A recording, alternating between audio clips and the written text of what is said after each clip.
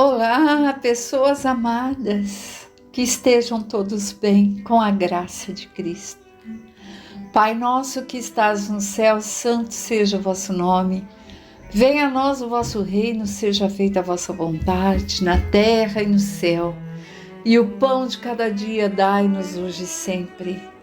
Perdoai nossas dívidas, como também devemos perdoar aos devedores. Não nos deixes que caiamos em tentações e livra-nos, Pai, de todo mal. Que assim seja com a graça de Deus. Vamos dar continuidade ao estudo do Espiritismo, do Evangelho segundo o Espiritismo, decodificado por Allan Kardec, continuando a coletânea de preces espíritas lá no capítulo 28. Hoje vamos iniciar com a leitura do item 34. Diante de um perigo iminente. Diante dos perigos que corremos, Deus nos adverte da nossa fraqueza e fragilidade de nossa existência. Ele nos mostra que nossa vida está nas suas mãos e que ela se acha presa por um fio que pode se romper no momento em que nós menos esperamos. Sob este aspecto, não há privilégio para ninguém, pois o grande e o pequeno estão submetidos às mesmas condições. Se examinarmos a natureza e consequência do perigo, veremos que frequentemente estas consequências, caso se realizem, teriam sido a punição de uma falta cometida ou de um dever negligenciado. Prece. Deus Todo-Poderoso e vós, meu anjo guardião, ajudai-me se devo desencarnar, que a vontade de Deus seja feita. Se for salvo, que o resto de minha vida repare o mal que fiz e do qual me arrependo. É isso, vem sendo nos colocado nesse pedacinho que nunca sabemos a hora da viagem. Então, malinhas prontas. E que mala? Ouro, joia? Não. Terra? Filhos, netos? Não. Conhecimentos, instruções e valores morais. Caridade e amor ao próximo, sempre. Ação de graça após ter escapado de um perigo. Quando escapamos de um perigo que corremos, Deus nos mostra que podemos de um momento para o outro ser chamados a prestar conta do emprego que fizemos da vida. Ele nos adverte assim para examinarmos nossas ações e nos corrigirmos. Meu Deus, e vós, meu anjo guardião, eu vos agradeço pela ajuda que me enviaste no perigo que me ameaçou, que a esse perigo seja para mim uma advertência e me esclareça sobre as faltas que o atraíram para mim. Eu compreendo, Senhor, que minha vida está em vossas mãos e que podeis retirá-la a qualquer momento. Inspirai-me pelos bons espíritos que me ajudam o pensamento de como empregar utilmente o tempo que ainda me deres na terra.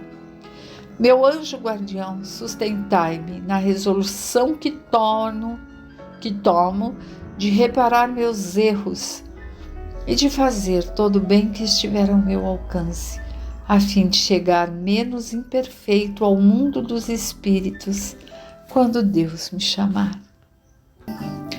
Bem, meus amigos, aqui nós percebemos por essas leituras finais que a cada dia que vivemos é um dia menos, não é isso? De vida terrena.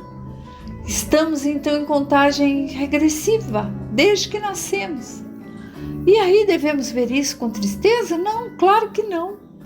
É um presente de Deus estarmos aqui na Terra, de termos se envelhecido. Quantos amigos eu tenho que falam: ai, você ainda comemora aniversário, já passou de 60? Com a graça de Deus. É uma forma de eu agradecer e estar com as pessoas que eu amo e dizer gratidão, Deus, pela oportunidade de me reparar dia a dia, de tentar me melhorar, não é? Então, todos temos a certeza Tem até um ditado popular que diz: a única coisa que acerta é que vamos morrer. Não importa, rico, pobre, gênio, ignorante, morando lá no centro da cidade, em outro país evoluído, morando numa taba indígena, não importa. Esse é a nossa trajetória, homem, mulher, seja lá o que for, todos os seres vivos, é por aí que vai. E nós temos que nos preparar para esse fato. Não passarmos os dias nos lamentando: ai, tadinha de mim, já vivi mais da metade do que tenho de tempo na Terra. Graças a Deus, meu Deus, temos muito que fazer ainda, tem muita coisa para aprender, né? E, de repente, esse tempo que temos aqui é para virmos realmente abrir as grades daquilo que estávamos presos em outras encarnações, buscarmos aprendizados que não tivemos oportunidade em outros tempos. A vida terrena é uma escola, nós vamos aprendendo dia a dia, mesmo sem frequentarmos escola, é na vivência. E quando chegar a hora de voltarmos para casa, não a casa de tijolos, se for nos consentido pela boa vontade nossa de buscarmos e chegarmos lá melhores, temos que dar graças a Deus, não é isso? Então, termos resignação, limparmos, como eu já disse aí no item anterior, da palestra anterior, para que nosso perispírito esteja menos impregnado de dores, de marcas difíceis. E aqui é uma passagem. E quanto mais tranquila for, quanto melhor agirmos enquanto seres encarnados, melhor será essa passagem. Teremos saudade dos que aqui ficarem, com certeza teremos, mas espíritas que somos, buscando o entendimento, vamos entender o que está acontecendo.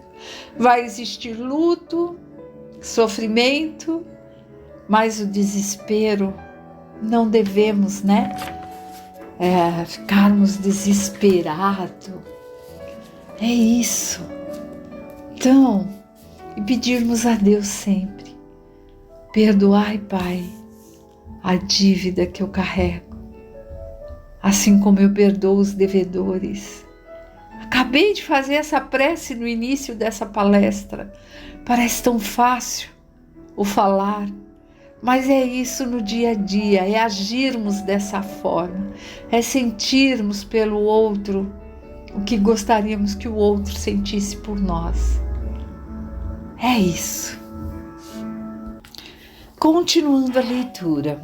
Na hora de dormir, o sono é o repouso do corpo, o espírito, porém, não tem necessidade de repouso.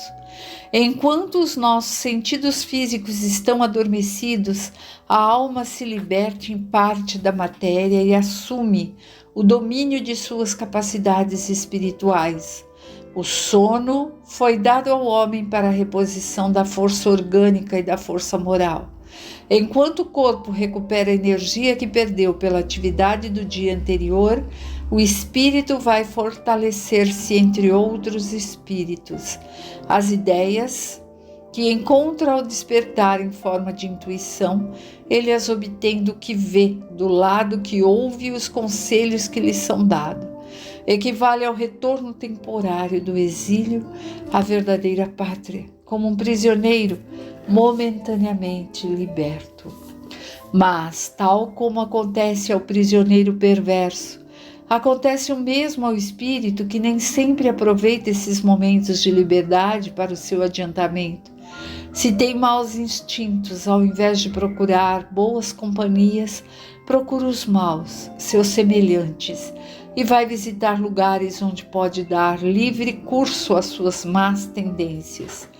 Que aquele que esteja consciente desta verdade eleve seu pensamento a Deus no momento em que sentir a aproximação do sono. Que peça conselhos aos bons espíritos e àqueles cuja memória lhe seja cara, a fim de que possa juntar-se a eles no curto intervalo que lhe é concedido. E ao despertar, ele se sentirá mais forte contra o mal, com mais coragem, contra as infelicidades. Prece. Minha alma vai se encontrar por instantes com outros espíritos, que aqueles que são bons venham me ajudar com seus conselhos.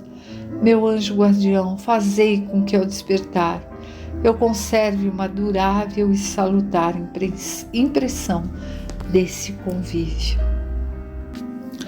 Então, sempre devemos nos lembrar dessa oração na hora ali do descanso do corpo físico e da liberação do nosso perispírito, para que possa assim encontrar os amigos espirituais. E a oração para pedirmos a benevolência divina, para que encontremos os bons amigos que possam nos auxiliar e preservar um pouco daquilo que acontece do lado de lá, para que aprendamos com eles e não dormirmos com raiva, com desespero, com bravice, com coisas difíceis, porque vamos encontrar também, o nosso perispírito vai estar indo de encontro com aqueles que são similares. Então, vamos acalmar o coração e pedir a paz nesse momento, Agora o próximo tema, na previsão da morte próxima. A fé no futuro, a orientação do pensamento durante a vida em direção à sua destinação futura ajudam o desligamento do espírito por enfraquecerem os laços que o prendem ao corpo, tanto que muitas vezes a vida corporal ainda não se extinguiu completamente e a alma impaciente já empreendeu seu voo em direção à imensidade. Para o homem que, ao contrário, concentra todos os pensamentos nas coisas materiais, esses laços estão mais presos. A separação é menos demorada e o despertar no além-túmulo é cheio de problemas e ansiedade.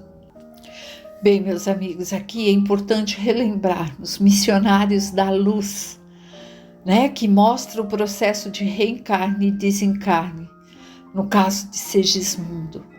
E aí nós vamos ver que seremos responsáveis pelos nossos atos e que podíamos ter feito, o que poderíamos ter feito de diferente, quantas vezes somos omissos, ficamos ali deixando que tudo aconteça da forma como Deus dará, E sempre nós vamos ter a chance de recomeçar. Por isso há a reencarnação, a mudança é sempre de dentro para fora, nunca de fora para dentro. Vamos continuar então a leitura. Meu Deus, eu acredito em vós e na vossa infinita bondade. É por isso que não posso acreditar que deste ao homem a inteligência para vos conhecer e a aspiração pelo futuro para depois lançá-la no nada.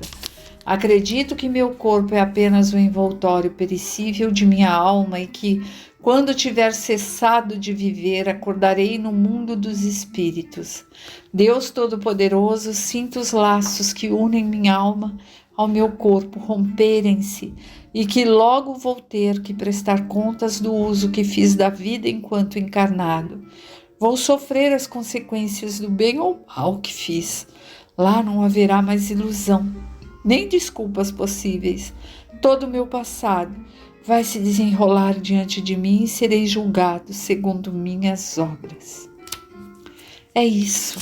E esse ser julgado, meus amigos, não é por Deus nosso Pai, é por nós mesmos. Nós é que nos julgamos, nós que vamos buscar ali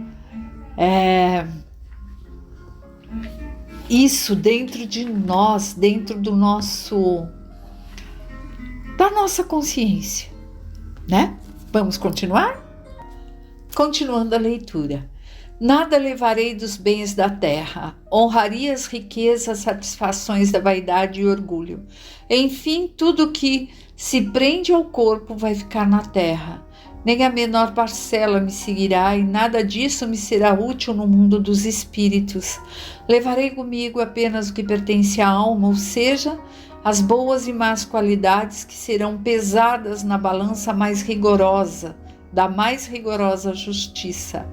Serei julgado com tanto maior severidade, quanto mais minha posição na terra me tenha dado o maior número de ocasiões para fazer o bem que não fiz. Deus de misericórdia, que o meu arrependimento chegue até vós. Dignai-vos a estender, sobre mim o manto de vossa indulgência. Se é de vossa vontade prolongar minha existência, que seja empregada para reparar, tanto quanto estiver ao meu alcance, o mal que pratiquei. Se minha hora é chegada, levo o Consolador no pensamento de que me será permitido resgatar minhas faltas em novas provas, a fim de merecer um dia a felicidade dos eleitos. Se não me é dado imediatamente o gozo dessa felicidade pura, que pertence somente ao justo por excelência, sei que a esperança não me está perdida e que com o trabalho atingirei o objetivo, mais cedo ou mais tarde, conforme meus esforços. Então, nós vemos aqui que seja sempre feita a vontade do Pai. É isso que precisamos. Não é pedir força, mas é pedir auxílio para que passemos pelas provas, né? E quanto mais crescemos, mais nós vamos percebendo as tendências que carregamos. Quanto mais crescemos em aprendizados morais e temos buscando sempre corrigendo-as para nós mesmos, né? E buscarmos nos aperfeiçoarmos. É isso que temos que fazer.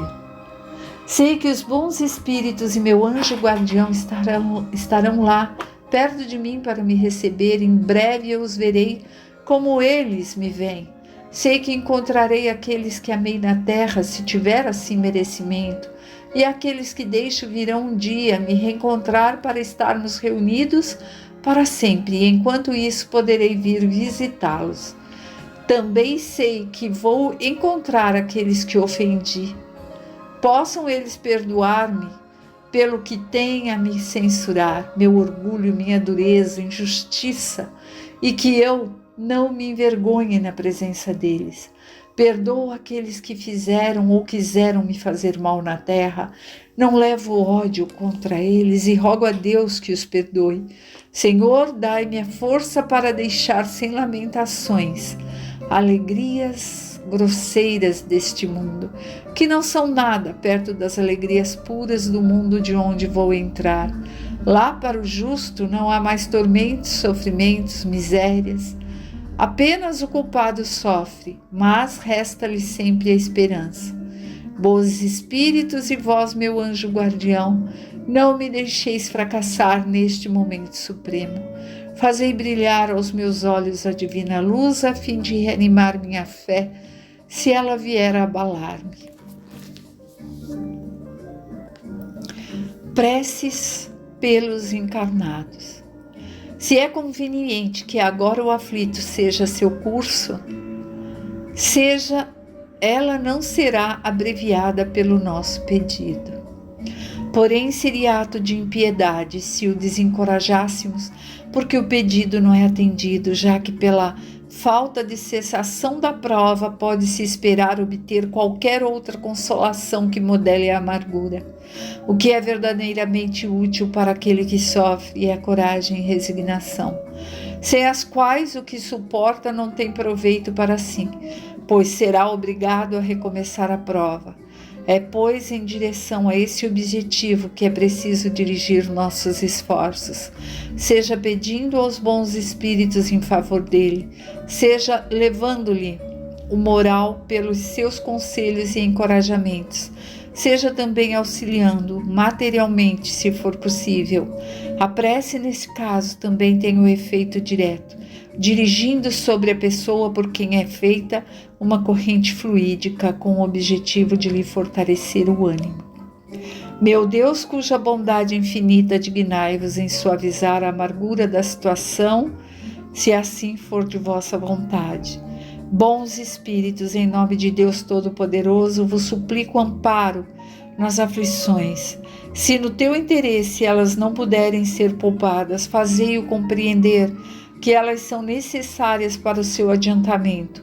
Dai-lhe a confiança em Deus e no futuro, que se tornarão menos amargas. Dai-lhe também a força de não se entregar ao desespero, que lhe faria perder os frutos do seu sofrimento e tornaria sua posição futura ainda mais difícil. Conduzi meu pensamento até essa pessoa, para que ajude a manter a sua coragem. Então aqui, meus amigos, sempre devemos fazer a prece à pessoa que está em aflição. E se for da vontade do Pai, essa aflição poderá mudar de rumo. Se não, é porque a pessoa deva passar por aquela prova.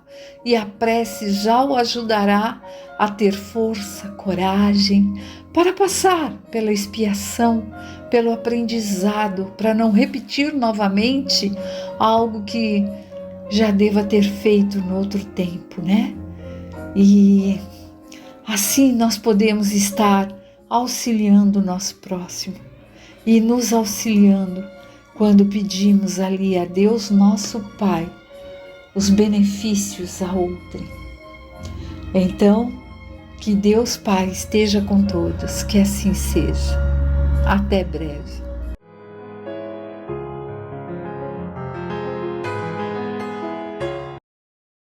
Deus de infinito amor e bondade, Jesus, Mestre querido, gratidão pelos momentos que teremos agora em colocando às nossas mãos o Livro dos Espíritos por Allan Kardec, que tanto nos auxilia a nos compreender, a compreender o nosso próximo, tendo ali a oportunidade de progredirmos passo a passo. Estamos no livro 3º, capítulo 2, Lei de Adoração, item 1, Finalidade da Adoração. Consultando o dicionário Coogan-Larousse, vemos o significado da palavra adoração. Ação de adorar, amor extremo. Vamos à primeira pergunta. 649. Em que consiste a adoração? É a elevação do pensamento a Deus. Pela adoração, o homem aproxima de Deus a sua alma. 650. A adoração é o resultado de um sentimento inato ou produto de um ensinamento? Sentimento inato, como o da divindade. A consciência de sua fraqueza leva o homem a se curvar diante daquele que o pode proteger. 651. Houve povos desprovidos de todo sentimento de adoração? Não, porque jamais houve povos ateus. Todos compreendem que há acima deles um ser supremo. 652. Pode-se considerar a adoração como tendo sua fonte na lei natural? Ela faz parte da lei natural, porque é o resultado de um sentimento inato no homem. Por isso, a encontramos em todos os povos, embora sob formas diferentes. Então, vejam, companheiros, o ato de adorar a Deus é da nossa própria natureza. É um sentimento inato que parte e deve sim sair, se exteriorizar do nosso coração, vamos dizer assim, em vibrações de imenso amor, de imensa gratidão a Deus. Olha a oportunidade que Deus nos deu, nos criando simples e ignorantes, mas colocando um roteiro certo, determinando um roteiro para cada um de nós, seja em qual grau estivermos. Estamos vivos e tudo em a criação de Deus, tudo na natureza evolui para esse fim, o fim da perfeição relativa. Jesus, nosso maior modelo. Não importa quantas encarnações deveremos ter para alcançar, mas nenhuma ovelha será perdida.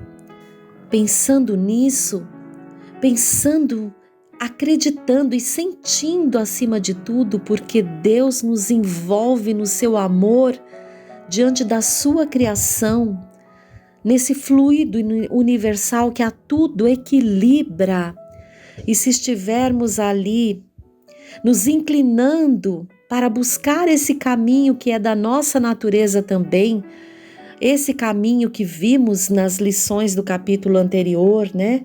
Buscando o bem para o bem, haveremos de dar esses passos, passar pelas provas, mas sempre nos sentirmos confiantes, abraçados por esse amor maior, reconhecendo as imperfeições, mas fazendo crescer a esperança de que podemos melhorar a nossa atuação como filhos de Deus. Não é verdade? E esse ato de adorar deve ser em cada um de nós um momento especial que cada um busque a sua forma, mas jamais deixe de ter esse momento de respirar fundo, de levar os olhos aos céus, que seja, e de pensar: Deus Pai, eis-me aqui, confio em Ti, estou buscando me conhecer para confiar em mim mesma. E é assim, companheiros, e é assim que vamos aprendendo, nos ligando a Deus, orando a Deus, adorando a Deus. Próximo item, adoração exterior. Pergunta 653. A adoração necessita de manifestações exteriores?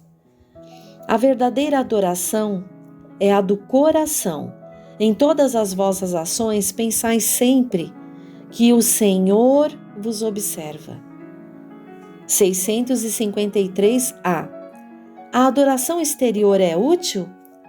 Sim, se não for um vão simulacro. É sempre útil dar um bom exemplo. Mas os que o fazem só por afetação e amor próprio, e cuja conduta desmente a sua aparente piedade, dão um exemplo antes mal do que bom e fazem mais mal do que supõem. Então vamos lá, vamos pensar sobre essas questões aqui. Então a verdadeira adoração é a do coração. Mas vejam o que se coloca aqui. Em todas as vossas ações, pensai sempre que o Senhor vos observa. E se dedicarmos então todas as nossas ações a Deus, imaginem como serão as nossas ações, amigos. E depois pergunta-se se a adoração exterior é útil. E ele diz que pode ser, sim, pode ser. Muitas vezes a pessoa que acende uma velinha com tanta fé, rogando a Deus, ao Espírito protetor que ilumine sua trajetória ou a trajetória de alguém, o desejo, a confiança em Deus ali, né? E tantas outras formas exteriores que muitos irmãos ainda praticam. Vai depender então da sinceridade do ato ali e do seu entendimento e entrega a Deus desse ato. Se for só para aparecer, como se diz assim, nada vale, né? Continuando, 654. Deus tem preferência pelos que o adoram desta ou daquela maneira? Deus prefere os que o adoram do fundo do coração, com sinceridade, fazendo o bem e evitando o mal, aos que pensam honrá-lo através de cerimônias que não os tornam melhores para os seus semelhantes. Todos os homens são irmãos e filhos do mesmo Deus, que chama para ele todos os que seguem as suas leis, qualquer que seja a forma pela qual se exprimam. Aquele que só tem a aparência da piedade é um hipócrita. Aquele para quem a adoração é apenas um fingimento e está em contradição com a própria conduta, dá um mau exemplo. Aquele que faz profissão da adoração ao Cristo e que é orgulhoso, invejoso e ciumento, que é duro e implacável com os outros ou ambicioso dos bens mundanos, eu vos declaro que só tem a religião nos lábios e não no coração. Deus que tudo vê dirá: aquele que conhece a verdade é 100 vezes mais culpável do mal que faz do que o selvagem ignorante e será tratado de maneira consequente no dia do juízo. Se um cego vos derrubar ao passar, vós o desculpai, e com razão. Não pergunteis, pois, se há uma forma de adoração mais conveniente, porque isso seria perguntar se é mais agradável a Deus ser adorado numa língua do que em outra. Digo-vos ainda uma vez: os cânticos não chegam a ele, senão pela porta do coração. Olha essa resposta. Então, seja de que forma seja feita a adoração, se não tiver nada a ver com o sentimento puro, com sinceridade, com o coração, não é agradável a Deus. 655. É reprovável praticar uma religião na qual não se acredita de coração, quando se faz isso por respeito humano e para não escandalizar os que pensam de outra maneira? A intenção, nisso como em tantas outras coisas, é a regra. Aquele que não tem em vista senão respeitar as crenças alheias não faz mal. Faz melhor do que aquele que as ridicularizasse, porque esse faltaria com a caridade. Mas quem as praticar por interesse ou por ambição é desprezível aos olhos de Deus e dos homens. Deus não pode agradar-se daquele que só demonstra humildade perante ele para provocar a aprovação dos homens. 656. A adoração em comum é preferível à adoração individual? Os homens reunidos por uma comunhão de pensamentos e sentimentos têm mais força para atrair os bons espíritos. Acontece o mesmo quando se reúnem para adorar a Deus. Mas não penseis por isso que a adoração em particular seja menos boa, pois cada um pode adorar a Deus pensando nele. Olha que lindo isso também, né, para o nosso aprendizado. Podemos estar em relação com Deus de várias formas, em particular, e podemos estar em relação com Deus como muitas vezes estamos em nosso centro espírita, Casa de Fabiano, juntos em preces, antes dos trabalhos, antes dos nossos estudos.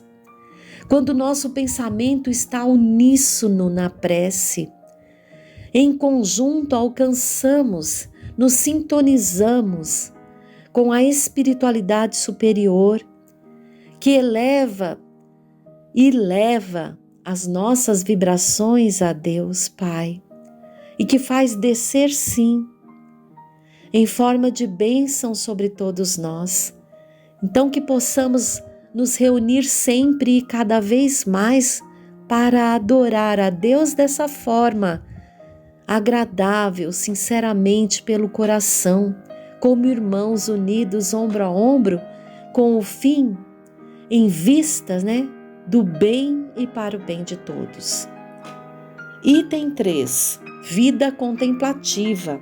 Pergunta 657. Os homens que se entregam à vida contemplativa, não fazendo nenhum mal e só pensando em Deus, têm algum mérito aos seus olhos? Não, pois se não fazem o mal, também não fazem o bem e são inúteis. Aliás, não fazer o bem já é um mal. Deus quer que se pense nele, mas não que se pense apenas nele, pois deu ao homem deveres a serem cumpridos na terra. Aquele que se consome na meditação e na contemplação, nada faz de meritório aos olhos de Deus, porque sua vida é toda pessoal e inútil para a humanidade. Deus lhe pedirá contas do bem que não tenha feito.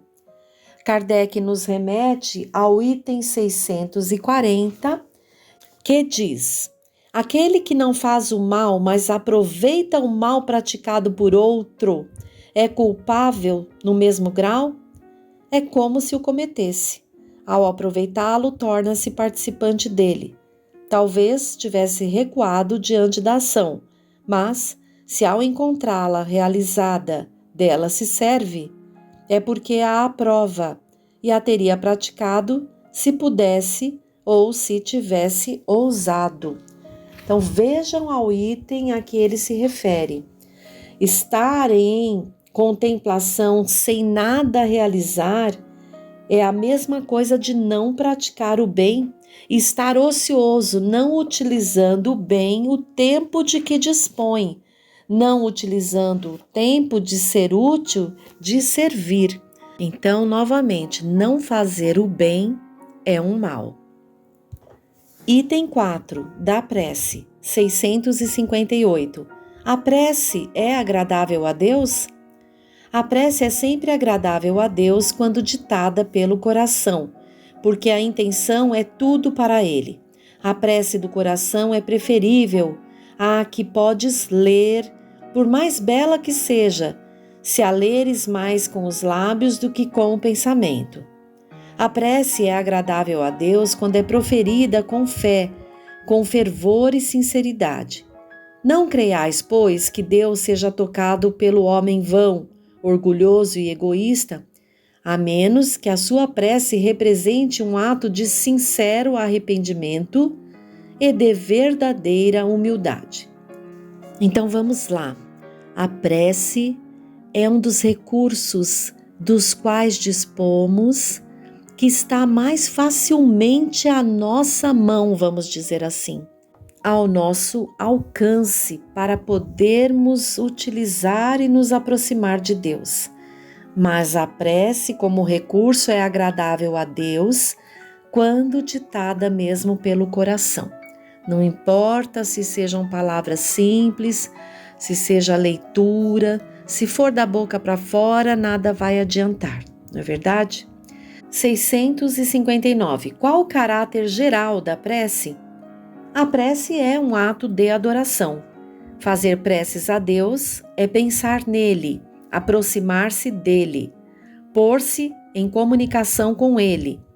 Pela prece podemos fazer 3 coisas: louvar, pedir e agradecer.